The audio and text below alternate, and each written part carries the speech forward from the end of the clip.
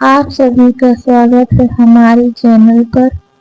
आज हम सुनेंगे वट सावित्री व्रत कथा, जो सुहाग, सुख, समृद्धि और अखंड सौभाग्य का आशीर्वाद देती है।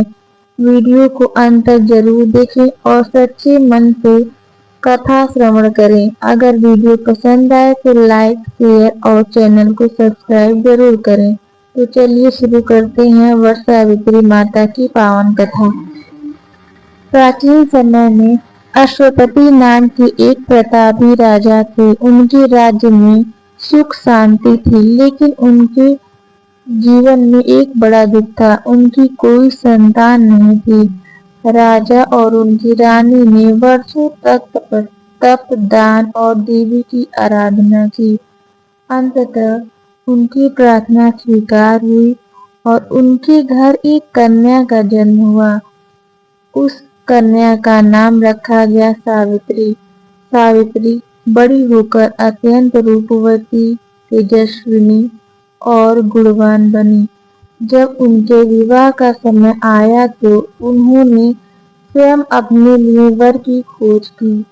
वन में रहते हुए उन्होंने एक तपस्वी राजकुमार को देखा, जिसका नाम था सत्यवान।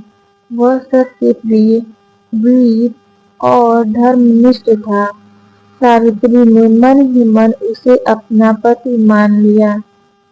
जब देव ऋषि नारद को यह बात ज्ञात हुई तो उन्होंने राजा से कहा कि सत्यवान सर्वगुण संपन्न है, परंतु उसकी आयु बहुत अल्प है। विवाह के 1 वर्ष बाद उसकी मृत्यु निश्चित है।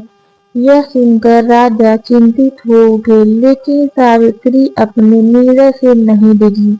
उन्होंने कहा, जिसे मैंने एक बार पति मान लिया वही मेरा सर्वस्व है। विवाह के बाद सावित्री अपने पति और सास ससुर के साथ वन में रहने लगी। समय बीतता गया और वह दिन भी आ गया जिसका संकेत देव ऋषि नारद ने दिया था।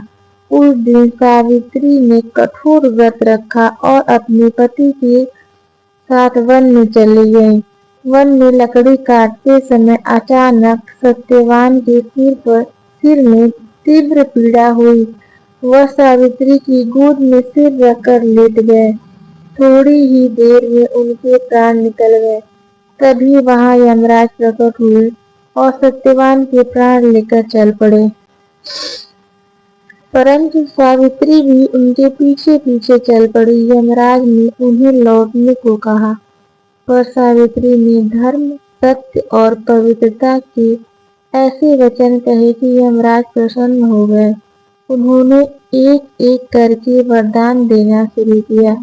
सावित्री ने पहले अपने अंधे सास ससुर की दृष्टि और राज्य वापस मांगा, फिर अपने पिता के लिए पुत्रों का वरदान मांगा।